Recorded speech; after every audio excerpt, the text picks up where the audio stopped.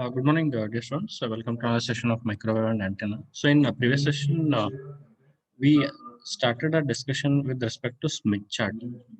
So, I discussed regarding what does a Smith chart consists of, how we can identify the different aspects related to Smith chart. So, by definition, if you just observe Smith chart, Smith chart is defined as the graphical aid for solving the different transmission line problems. So in a previous case, when ZL, Z0, other things were specified, you could identify what is reflection coefficient, what is VSWR, what is the input impedance, what is the output impedance, what is Vmax, Vmin.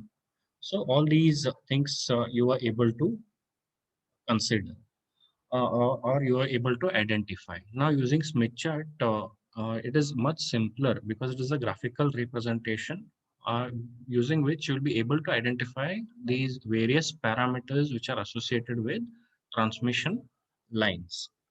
So now in previous this thing in the presentation we saw that what the Smith chart consists of.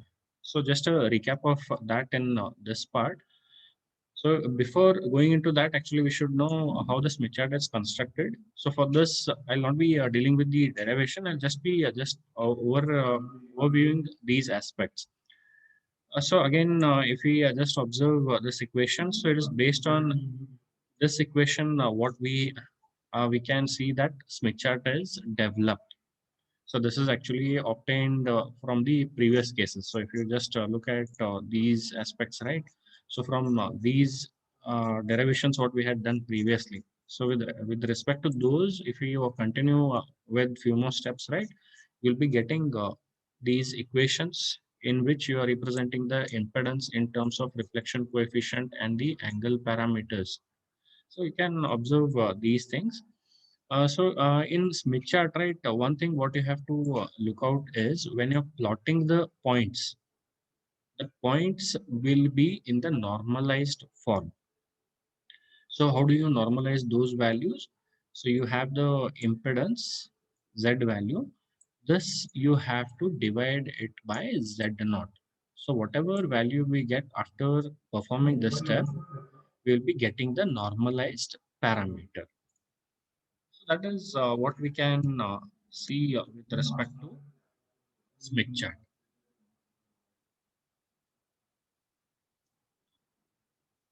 When we perform Z by Z naught, Z by Z naught, we get two parameters. One is the resistive component and one is the reactive component. Now in reactive component, I can have the inductive reactance or I can have the capacitive reactance. So these are the two things which come across. So yesterday we saw when we are plotting using the impedance parameters, that is Smith chart, if I'm using as an impedance chart, I observed that which part of Smith chart gives me the inductive reactance part and which part of the Smith chart gives me the capacitive reactance part.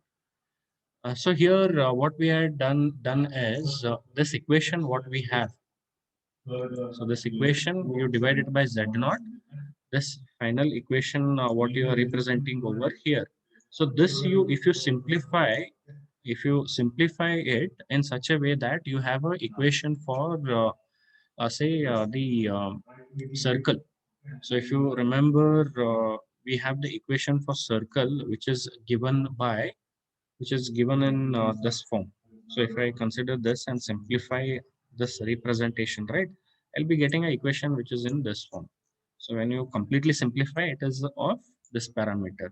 So it is like u minus u naught its square plus v minus v naught its square is equal to r square. So where means this is the radius parameter, the radius of the circle, and these 2 points give you the coordinate values. So now we'll not worry about these things. So I'm just displaying how we have obtained those parameters. So this equation, what we have here, right, normalized equation, we simplify this complex parameter. This is a complex term. This part is a complex parameter. We simplify this complex parameter And what we do is the we equate the real part and the imaginary part of RHS, LHS and the RHS side. So that is what we do in this case. So once we do that,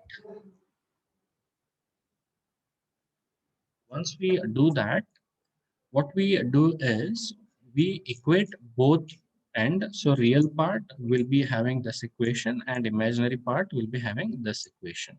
So these equations are simplified in the form of the equation for circle. So from that, what happens is we get constant resistance circles and constant reactance circles. So it is combination of all these will give you the Smith chart. So now, so let us directly move to the Smith chart. So this is the equation when you simplify for one of the parameters, that is the resistive parameter. So when we plot for different possible values, right? That is when you consider this, and if you plot for different possible values, you substitute R and you consider the other parameters and you simplify it. What happens is you will get these circles. So yesterday we had specified or shown in the graph that these are constant resistance circles on the Smith chart. And how do you identify what is the resistance associated with the parameter which is shown over here? So these are constant R circles or the constant resistance circles. Now similarly, constant reactance circles is obtained using by simplifying this equation in circle form. So this is the equation what you can observe over here. So this is the final equation. So this what we do is we can plot it and see what are the values you are getting. So here you can see that this is just part of a circle. So if I have to complete it, you can complete it. You can complete it. This also becomes a circle. So here also we have the same thing. So this part, what we are observing, it is just a part of a circle. It is just a part of a circle. So these circles, what we are observing, are nothing but constant reactance circles. Now, yesterday we had seen that for positive reactance, that is, when we have inductive reactance, we consider the upper part. We consider the upper part. So X is positive, what it implies is,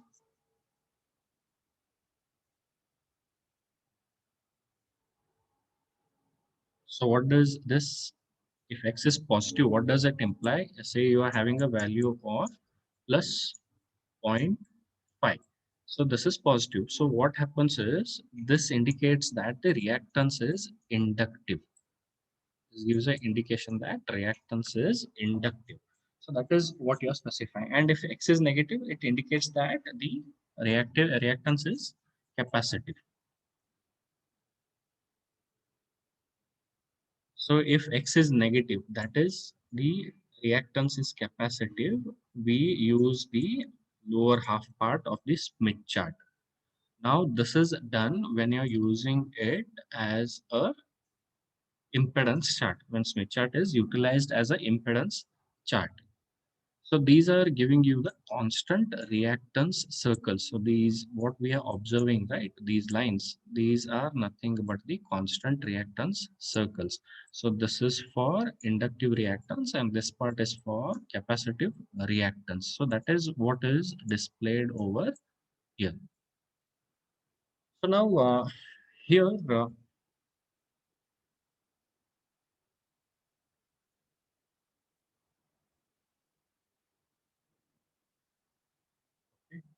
so these are the two things what we have in the Smith chart. Then apart from this, what we have is we have few more parameters to be discussed. Now on Smith chart, right? If you just come to this part. So here, if you just observe, so here you're seeing the circles. So here I am having another circle. So different circles you are able to observe. So this is another circle. So this is all resistive circles, constant resistance circles. And if you just observe the other part, so here you can see here one, or in the lower part also you can observe from here to here another this thing, from here to here another circle, part of the circle you are able to observe. This is also another part of the circle. So these are all reactive circles. These are all the circles, constant reactance circles. Now intersection of these points gives you some parameters. So this is the Smith chart, what you can observe. So now here you can see that in yesterday's chart we had seen that it was specified as inductive reactance. So in sometimes what they specify is this positive reactance component. So this chart which is there is developed considering the impedance into account. So it is an impedance chart. So therefore you have positive reactance in this upper part.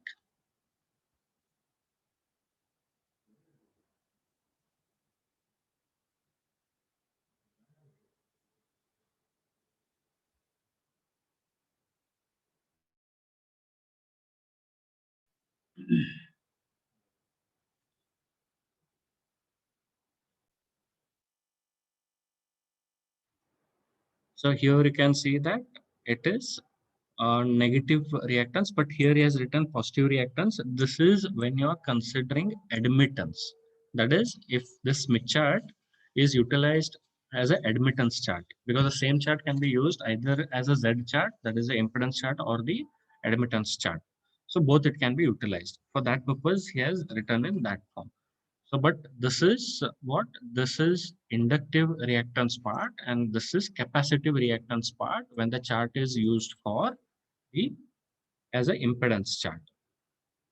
So then apart from this, you can see there are some specifications provided over here, that is towards the generator, that is wavelength towards the generator. Then you have specified wavelength towards the load, then coefficient in degrees, it is associated with the reflection coefficients angle.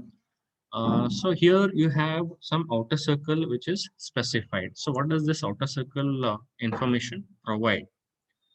So here we have two things to several things to note down. So we could see that there was specification with respect to some angle.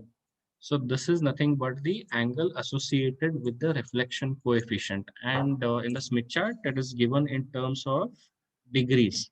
It is given in terms of degrees. You can see here it is 160, 150, 140, 120. Okay. So these are a few things which they have specified. So, so this part gives you the information pertaining to the reflection coefficient. And we had seen that something specified as wavelength towards the generator and wavelength towards the load. Now, if you remember in your transmission line, right? mm, so this is in general view. So if I have to show it in respect to the parameters what we are discussing, here you can observe we have the generator end, we have the load end. Now what happens is there are few parameters you need to measure. Say I want to measure at what point I am having a maxima from the load.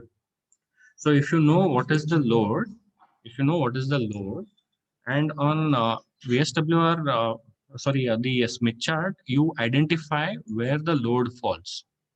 And from there you move towards the generator by some distance. So because of this concept, right, you are trying to identify the distance in terms of wavelengths.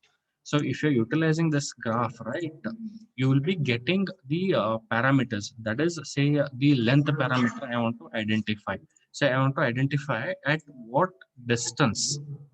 So at what distance from the load will I get a maximum? I'm just taking an example over here. At what distance from the load I'll get a maximum, that is Vmax point. I get a Vmax point. So this one can be identified using the Smith chart.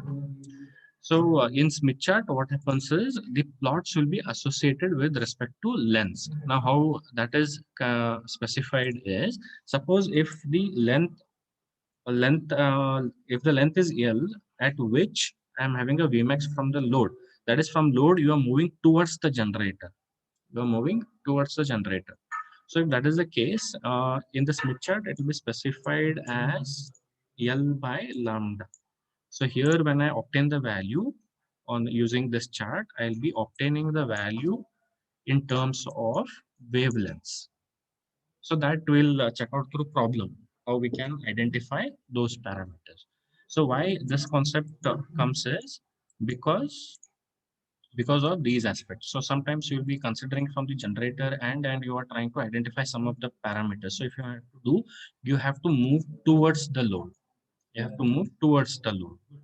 So if I start from this end, I need to move towards the generator. So at what point, what has to be considered, we can check it out. So that is what we are looking out in this case. So if I want to move towards the generator, I move in the clockwise direction. And if I want to move towards the load, right, I move in the anti-clockwise direction starting from this point.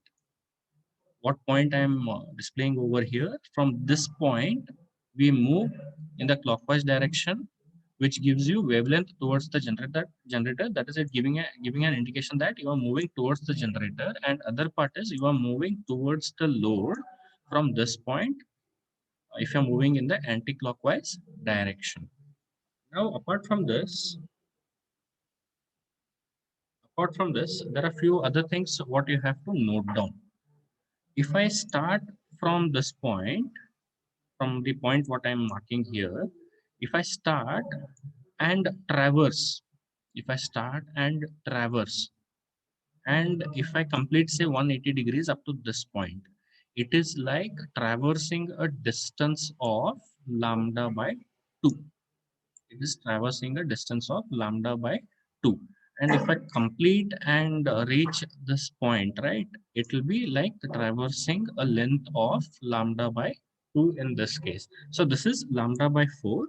If I traverse say from this point and go up to say 180 degrees, if I complete, right, I'll be having a traverse of lambda by 4. And if I continue the same and traverse and complete the entire this thing, so I'll be having a length parameter which is associated with lambda by 2. So these are the things what we have to look out when we are dealing with Smith charts. So if you traverse from this point, you start off, this will give you a distance associated with lambda by 2 traversing. Then if I continue, this is lambda by 4, this is 3 lambda by 8, and this is lambda by 2.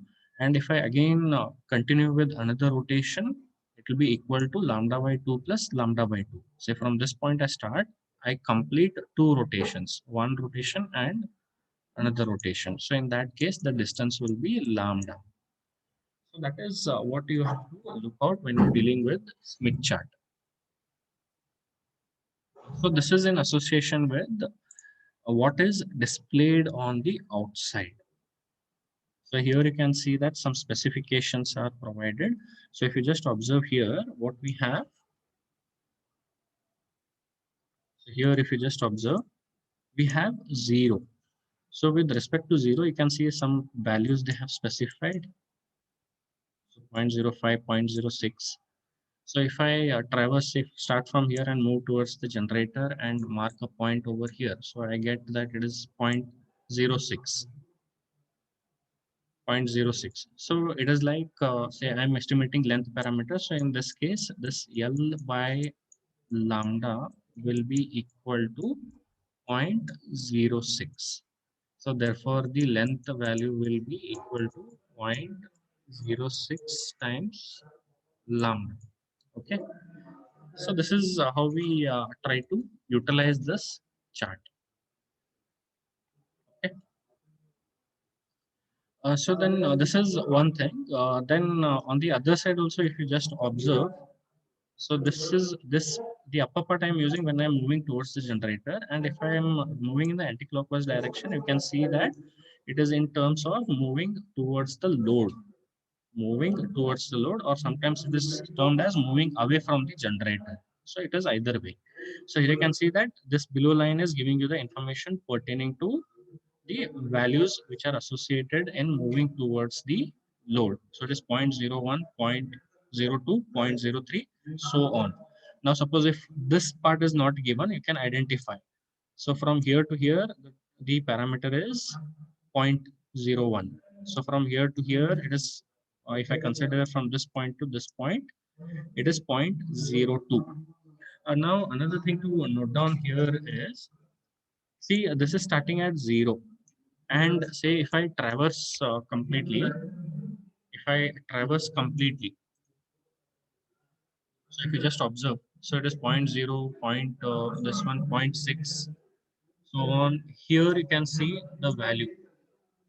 So on the outer circle, if you just see, it is 0.25.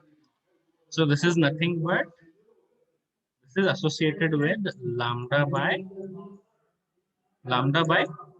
4.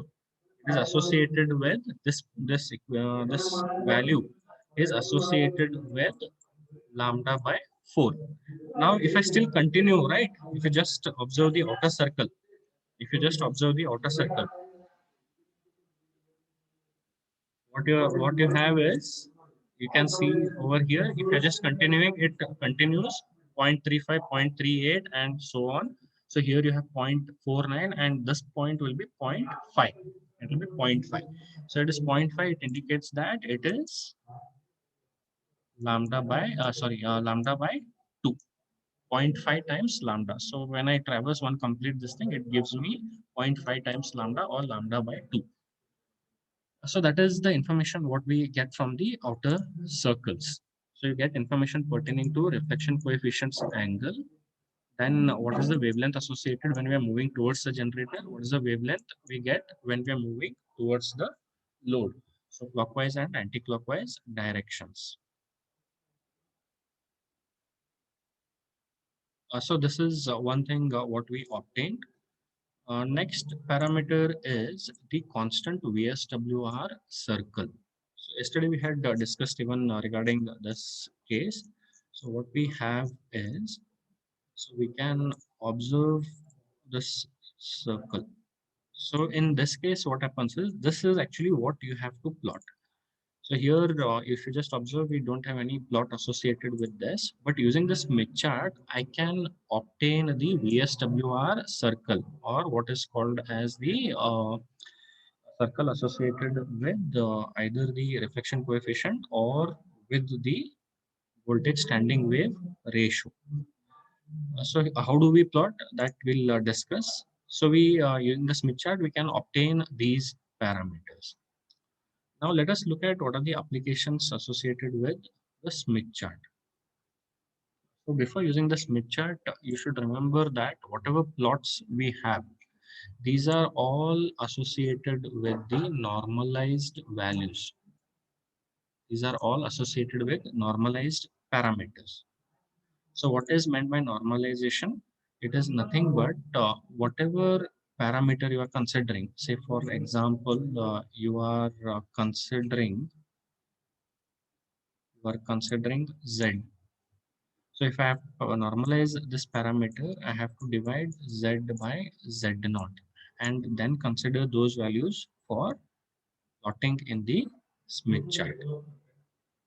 So here we can see the resistive component is resistance part divided by Z naught, which is the normalized value, and reactance part is original reactance value divided by Z naught, which will give you the normalized parameter. So actual impedance is this. This entire equation you need to divide by Z naught. You need to divide by Z naught. So if you do that, you will be getting the normalized parameters. So it is termed as per unit load impedance or normalized impedance if you're taking ZL by Z naught. So now one of the application of Smith chart is plotting of an impedance. So we can plot impedance on the Smith chart. So how do I plot the impedance? Now in this case, what I'll do is I'll consider an example. say ZL is 120 plus J 160 ohm. So this I have to plot on the Smith chart. I have to plot on this Smith chart. So how do I go ahead? I should know what is Z naught. So in this case, Z naught is given as 400 ohm. So since this is a normalized, we can plot the normalized values. First step is you should normalize this parameter ZL. So how do I normalize it? I normalize it by taking ZL divided by Z naught. So when I perform this, what are the values I am getting? I am getting zero point 0.3 plus J zero point 0.4.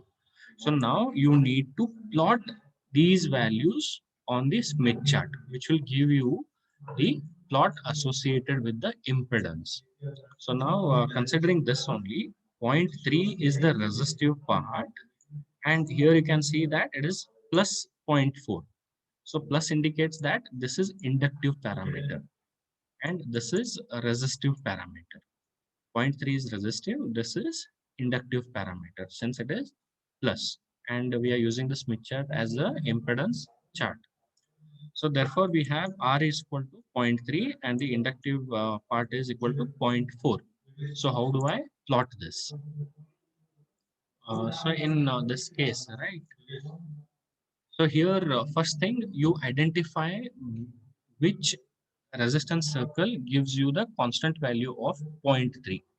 So that is what you have to identify first, and then identify which line or which part of the circle gives you reactance equal to plus zero point 0.4. So here, these are the two lines, and you can see that the point A, which is the intersecting point of R is equal to zero point 0.3 and X is equal to zero point 0.4, is the point at which you have plotted, you have identified the load impedance in its normalized form. So if I consider this one, right, so we can just check out where is R is equal to zero point 0.3.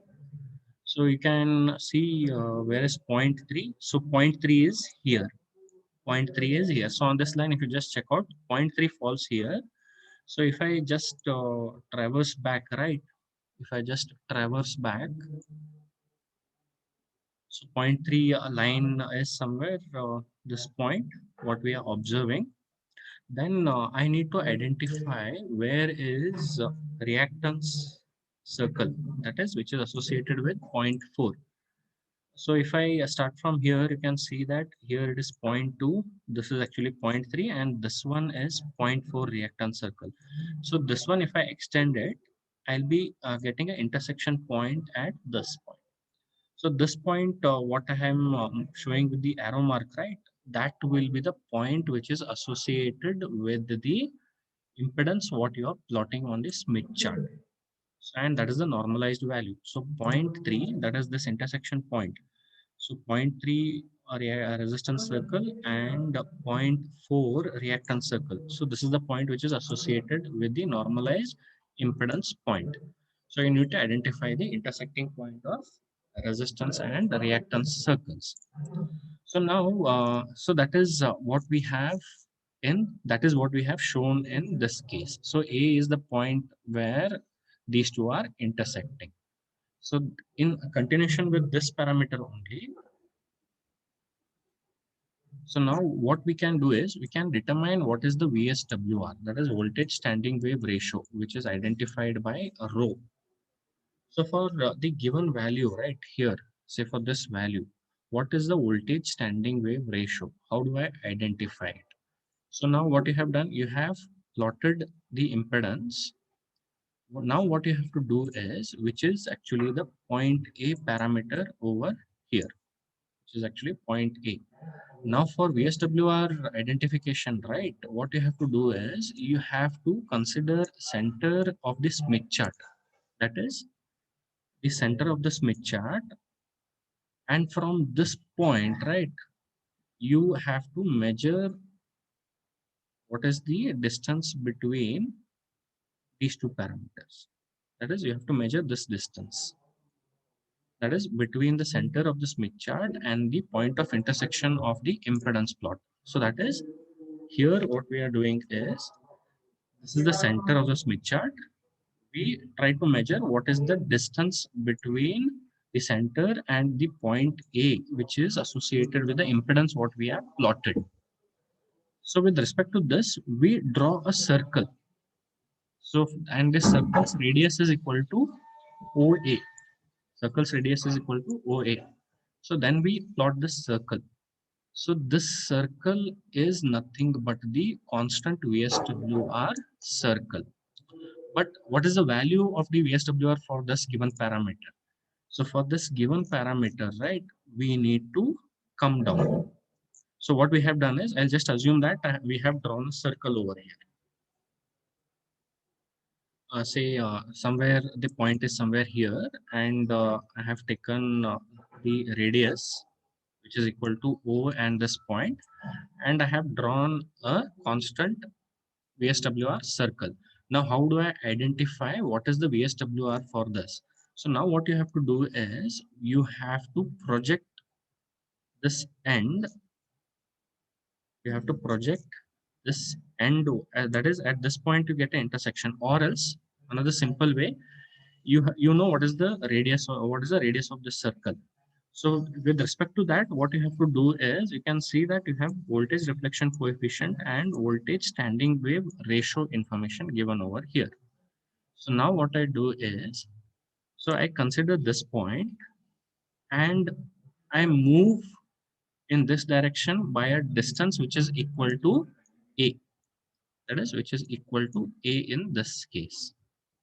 So here, whatever value you are getting, so this is nothing but the radius of the circle itself. So you know what is the radius. So you have to go below. You can take your protector or the compass, and what you can do is you can keep it at this point and mark a arc. And the distance from this point to the arc will be equal to the radius of the circle. So you start from this point and move distance equal to radius of the circle what you have drawn over here. So, and you will be able to mark a point over there. So that point will give you the value of the VSWR. Now, since we haven't plotted over here, what happens is, if you take the measurement properly, right, what you will be having is, if you just project this down, it is nothing but you are marking the point uh, at a distance which is equal to the radius of the circle. Even if you can do that also, you can project from this point where the circle cuts the horizontal line. You can project it down onto this VSWR line over here, this line. So it will be cutting somewhere here. It will be cutting somewhere here. If I do the exact measurement, right, it will be cutting somewhere here. So this value where it is cutting, that will give you the value of the VSWR. Now, how do I obtain the value? So here you can see that in this graph, the lowest value is of VSWR is 1. So as I move in this direction, it keeps on increasing. So remember, VSWR is in the range of 1 to infinity, and reflection coefficient is in the range of 0 to 1. So here the lower scale gives you the information pertaining to the voltage standing wave ratio. And if I want to know what is the reflection coefficient, I can obtain it from this point itself. So I have to, so wherever it has cut, right, if I read the lower value, if I read the value from this side, I'll be getting the VSWR value. And if I read the value from this scale, right, I'll be getting the reflection coefficient value. So in this case, what happens is, if I complete this plot and project it onto the graph and obtain it, right, I will get roughly around 3.9 as the VSWR. And for determination of the reflection coefficient, what I have to do is I can get the magnitude information. So this will give you the information pertaining to magnitude.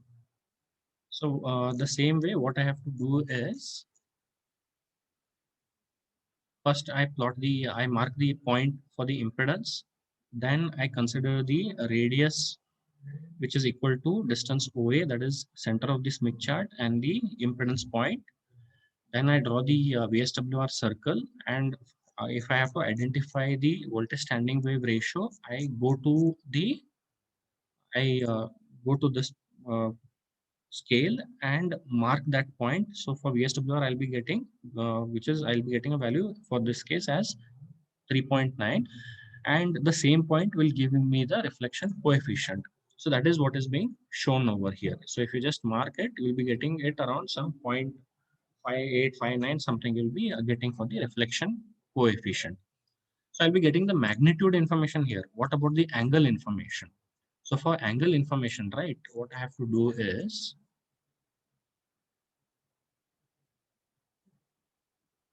so for angle information, what I should do is, so you have identified the point A, which is the point associated with the impedance. And from point O, you meet point A and extend it such that it goes and intersects the circle outside. That is the outside circle which is there, right? It goes and intersects that point. So if that point is C, right? So that is in this case, say you have identified the point somewhere here, and from O, you go and project it.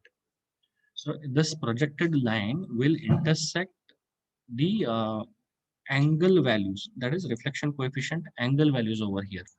So the point where this line intersects, that is,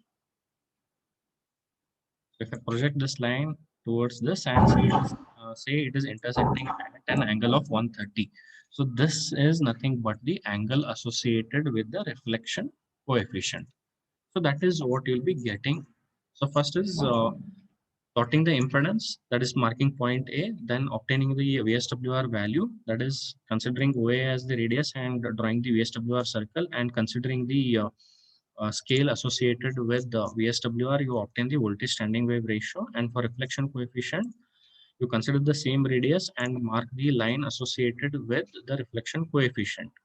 So which is nothing but you have to mark the distance of OA on the scale. So that is what you will be getting in this case.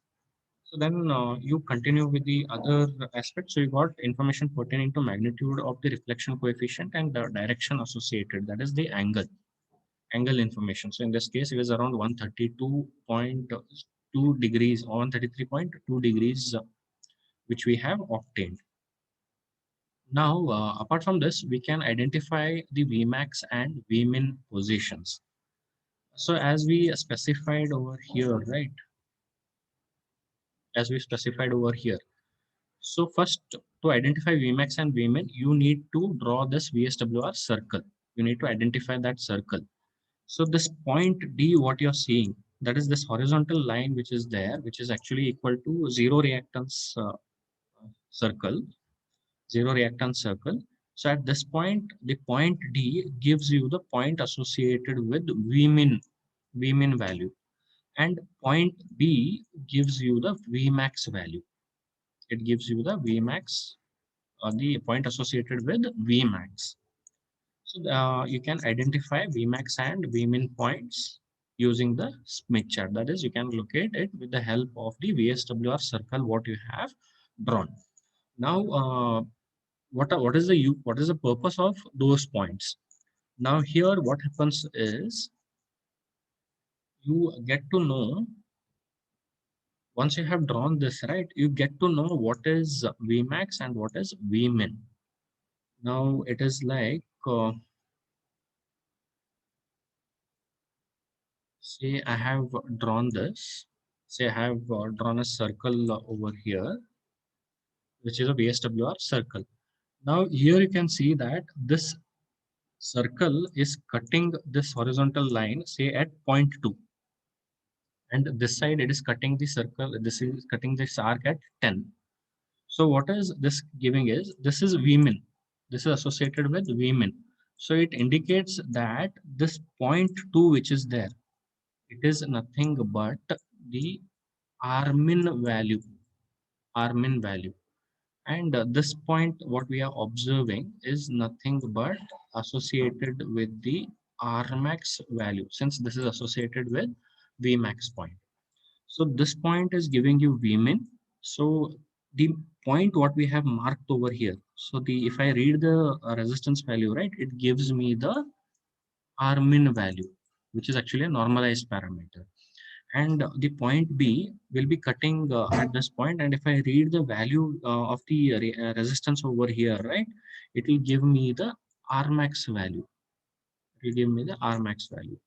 So here Using that constant location, using the location of Vmax and Vmin, what happens is we'll be able to identify what is the line impedance at Vmax and what is the line impedance at Vmin, which is nothing but the values which are the resistance values which are present at point T and point B respectively.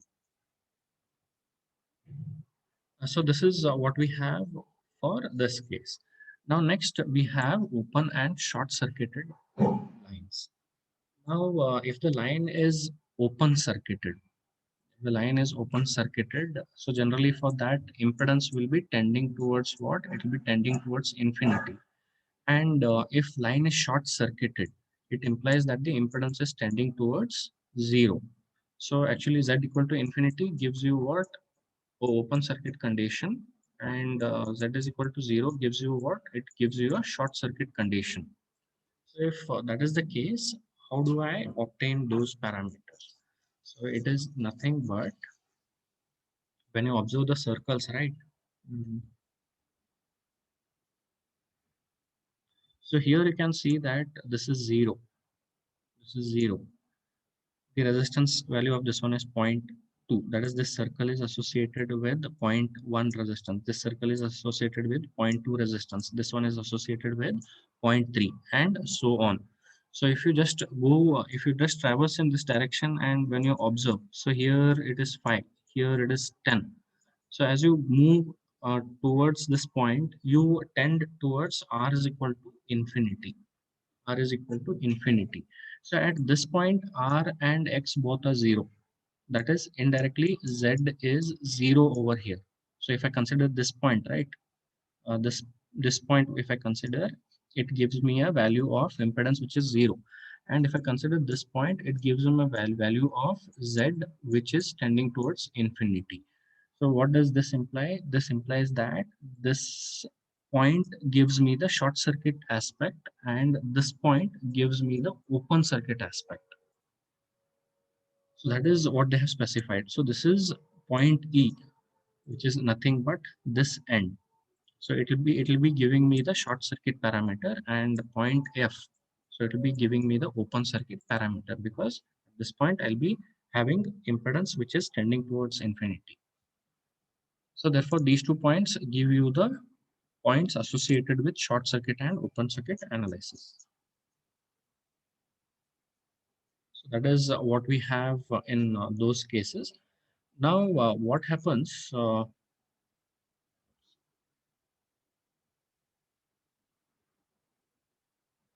So we have movement along the periphery. Already have discussed with this. So in this case, movement along the periphery is nothing but if I move in the clockwise direction, I'll be having the wavelength towards the generator. And if I move in the anti-clockwise direction, I'll be having wavelength parameters in the moving towards the load end. So these are the two things what we can specify for these things.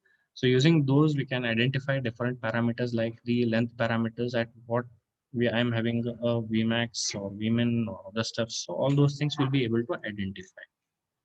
So next one is for matched load, what is the constant resistance circle?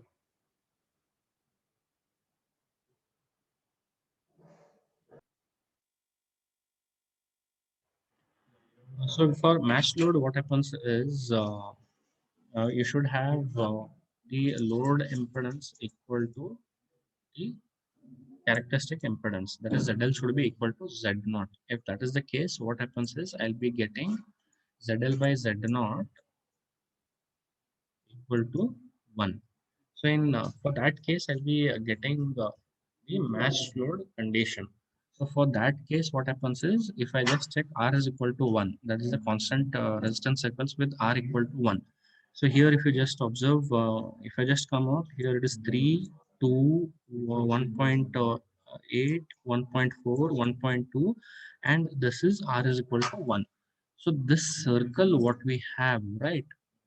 This circle, what we have over here, this circle actually associates with the matched load condition.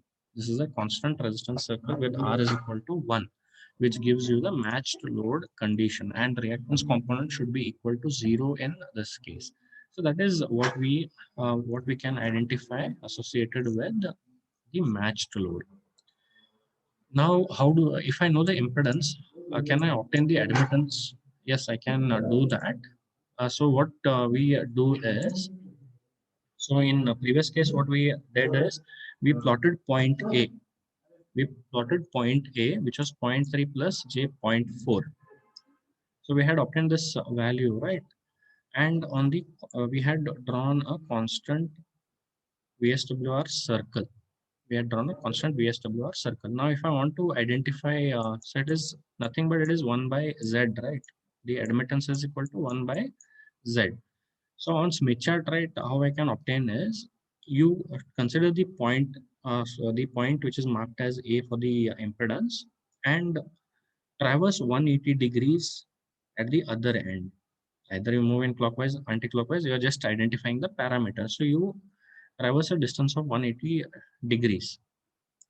And the point which you mark on the circle of VSWR, right, you will be getting the point which is associated with the impedance, admittance. Or else in simple form, you have to identify the point which is opposite to the admittance point on the VSWR circle. So here, so what you had done, you had identified the point A. So what is the point opposite to point A? What you do is you join point A with the point O and extend it so that it cuts the VSWR circle at one point. So this point, what we are observing is nothing but the point at which we have the admittance. So this impedance is converted to the admittance parameter. So that is what we have for the Smith chart, which will be utilized for admittance, identifying the admittance. So these are the concepts which are related to the Smith chart. So in next session, right, we'll be discussing regarding few of the problems associated with Smith chart. So one or two problems we'll be discussing and then we'll be moving ahead. Okay, which will be the last part associated with these all modules. So let us submit in the next session. Thank you.